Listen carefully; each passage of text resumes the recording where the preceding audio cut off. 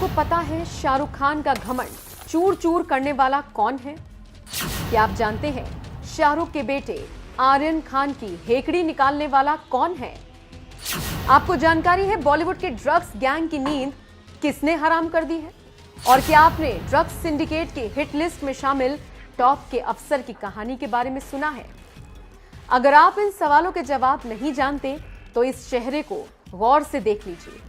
इस कड़क ऑफिसर को अपने जहन में बिठा लीजिए। नाम समीर वानखेड़े, पद जोनल डायरेक्टर एनसीबी यानी नारकोटिक्स कंट्रोल ब्यूरो।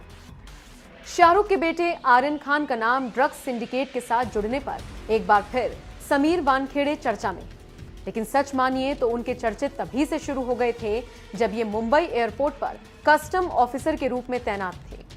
एयरपोर्ट में उनके किस्सों की कहानियों से पहले जानिए आखिर वानखेड़े हैं कौन। समीर वानखेड़े की उम्र करीब 37 साल बताई जाती है। समीर वानखेड़े की शादी 29 मार्च 2017 को एक्ट्रेस क्रांति रेडकर से हुई।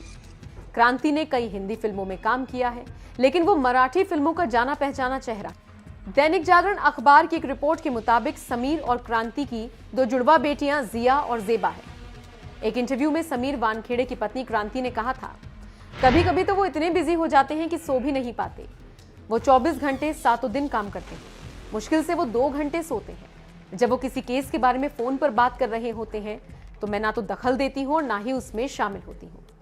वानखेड़े 2008 बैच के IRS यानी भारतीय राजस्व सेवा के अधिकारी हैं। उनकी पहली पोस्टिंग डिप्टी कस्टम कमिश्नर के तौर पर मुंबई के छत्रपति शिवाजी इंटरनेशनल एयरपोर्ट पर हुई। साल 2011 का वो वाकया कौन भूल सकता है जब क्रिकेट विश्व कप की विजेता ट्रॉफी को समीर वानखेड़े ने एयरपोर्ट पर रोक लिया। कहा जाता है जब तक ट्रॉफी की कस्टम ड्यूटी नहीं चुकाई गई तब तक वानखेड़े ने उसे BCCI के पास जाने नहीं दिया था। इसके बाद इस यंग ऑफिसर ने सिंगर मिका सिंह को 2013 में फॉरेन करेंसी के साथ पकड़ा था।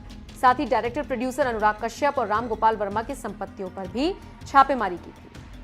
समीर वानखेड़े के बेहतरीन नेटवर्क और तेज तर्रार कामकाज को देखकर आंध्र प्रदेश और दिल्ली में भी उन्हें तैनाती दी गई।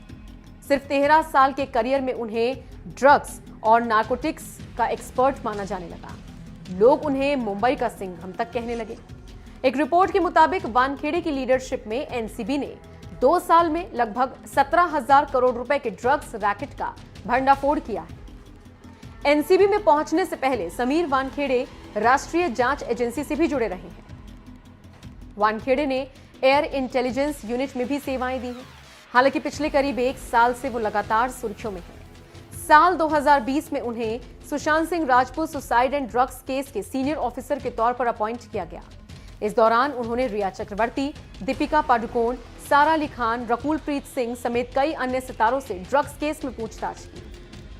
इस पूछताछ में इन सितारों को उनके व्हाट्सएप चैट और कॉल डिटेल्स के सबूत भी दिखाए गए। कॉमेडियन भारती सिंह और हर्ष लिम्बाचिया का ड्रग्स केस भी समीर वानखेड़े ही देख रहे हैं। पिछले साल भारती सिंह के घर से एनसीबी ने ड्रग्स की बरामदगी की थी।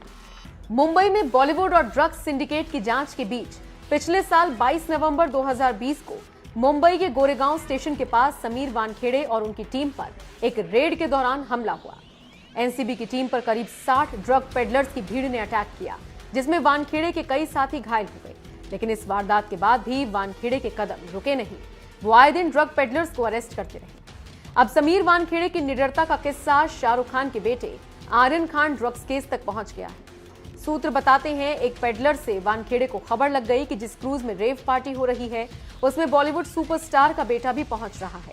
खबर पुख्ता थी, इसलिए समीर वानखेड़े और उनकी टीम ने समंदर में सफर कर रहे क्रूज पर जाल बिछाया और पैसेंजर बनकर अपने 22 साथियों के साथ कॉर्डेलिया क्रूज पर नजर गड़ा दी। कहा जा रहा है एक ऑफिसर स्पेशली आर्यन खान और उसके दोस्त अरबाज मर्चेंट पर नजर गड़ाए हुए था। जैसे ही इन लोगों को कुछ संदिग्ध नजर आया तुरंत रेड शुरू हो गई। कुछ ही मिनटों में आर्यन खान समेत कई हाई प्रोफाइल चेहरों को हिरासत में ले लिया गया और फिर गिरफ्तार कर लिया गया। वानखेड़े के इस कदम से पूरी फिल्म इंडस्ट्री में भूचाल आ गया है। लोग दाद दे रहे हैं कि ड्रग्स सिंडिकेट का काल कोई है तो वो है समीर वानखेड़े।